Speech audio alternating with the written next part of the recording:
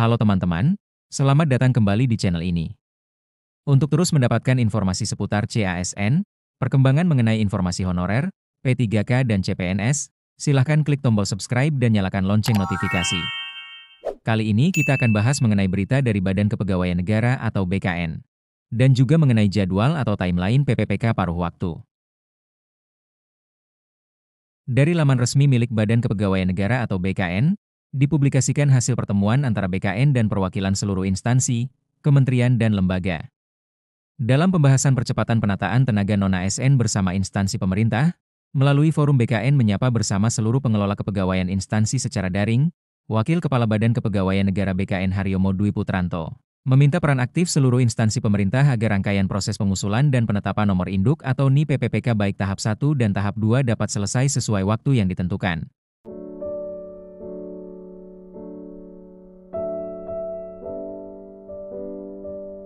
Kami meminta seluruh instansi tidak menunda pengisian daftar riwayat hidup atau DRH, dan segera melakukan proses verifikasi agar NI PPPK tahap 2 dapat segera diterbitkan secara tepat waktu, ujar Haryomo pada kesempatan tersebut Jumat, 1 Agustus 2025. Dan berikut ini merupakan gambar-gambar dokumentasi pada saat pelaksanaan acara tersebut di kantor Badan Kepegawaian Negara atau BKN.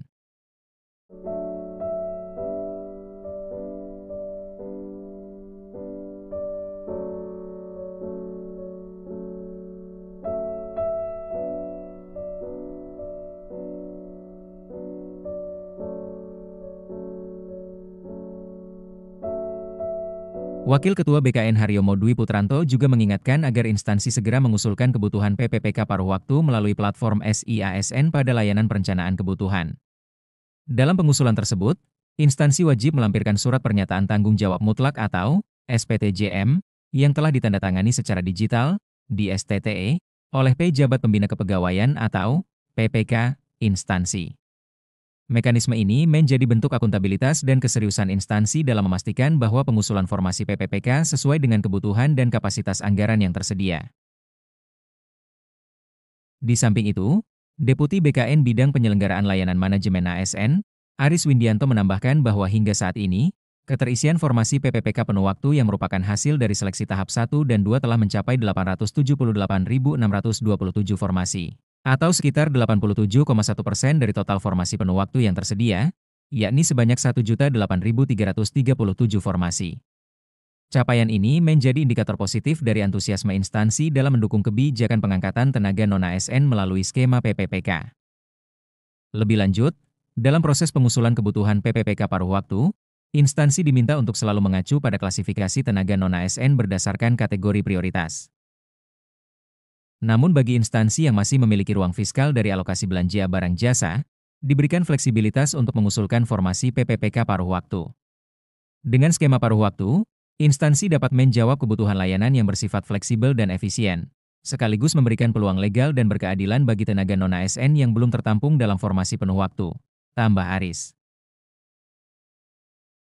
Forum BKN menyapa kali ini secara khusus menyoroti pentingnya konsolidasi data dan perencanaan sumber daya manusia atau SDM secara menyeluruh, termasuk integrasi data non-ASN yang telah divalidasi melalui platform SIASN. Oleh karena itu, BKN terus mendampingi instansi dalam setiap tahap pengusulan kebutuhan PPPK, termasuk memberikan asistensi teknis dan pembaruan kebijakan terkini yang relevan. Dengan kolaborasi aktif antara BKN, Kementerian PAN-RB, dan seluruh instansi pemerintah, diharapkan target penataan tenaga non-ASN dapat tercapai sepenuhnya pada tahun 2025 sesuai dengan amanat reformasi birokrasi. Lalu, bagaimana untuk waktunya? Kapan kira-kira proses untuk P3K paruh waktu ini akan dimulai? Tenang saja ya, kami sudah mengantongi bocoran timeline untuk P3K paruh waktu dari BKN.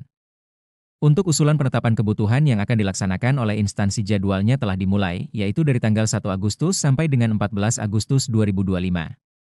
Di sini instansi akan melakukan konfirmasi data peserta seleksi yang belum mendapatkan formasi dengan kode R1 sampai dengan R5. Data tersebut disediakan oleh BKN berdasarkan data non-ASN yang telah mengikuti seleksi baik tahap 1 maupun tahap 2. Konfirmasi oleh instansi dilakukan untuk memilah mana saja non-ASN yang telah meninggal dunia maupun yang sudah tidak berminat melanjutkan proses menjadi ASN serta untuk memverifikasi honorer siluman. Setelah menyeleksi, maka instansi akan membuat SPTJM yang ditandatangani oleh Kepala PPK yang selanjutnya akan mulai diusulkan ke Menteri Pan-RB mulai tanggal 1 Agustus 2025 sampai dengan tanggal 20 Agustus 2025. Bersamaan dengan proses instansi mengajukan usulan, usulan-usulan yang telah masuk akan segera diproses oleh Kementerian Pan-RB untuk dilakukan penetapan kebutuhannya mulai dari tanggal 21 Agustus 2025 sampai dengan tanggal 29 Agustus 2025. Pengumuman alokasi kebutuhan kemudian akan mulai bisa dilihat oleh instansi dari tanggal 21 sampai dengan 8 September 2025. Pengisian daftar riwayat hidup oleh peserta akan mulai bisa dilakukan mulai tanggal 1 sampai dengan 30 September 2025. Proses usul DRH ke Kemenpan RB akan dilakukan mulai tanggal 9 September 2025 sampai dengan 9 Oktober 2025. Setelah semua peserta mengisi daftar riwayat hidup, dilanjutkan dengan proses pengusulan penetapan nomor induk PPPK paruh waktu dimulai dari tanggal 1 Oktober sampai dengan 10 November 2025.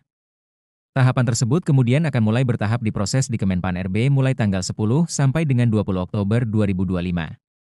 Penetapan NIP PPPK akan dilakukan pengusulannya mulai tanggal 13 Oktober sampai dengan 31 Oktober 2025, sehingga pada Desember 2025 NIP PPPK paruh waktu akan selesai ditetapkan. Berdasarkan jadwal tersebut, maka bisa disimpulkan untuk PPPK paruh waktu akan mulai bekerja di Januari 2026. Seperti apa yang disampaikan oleh Kepala BKN, bahwa sesuai arahan Presiden Prabowo, seluruh non-ASN diselesaikan pada tahun 2025. Untuk tahun 2026, pengadaan CASN akan dilakukan tanpa adanya jalur afirmasi honorer.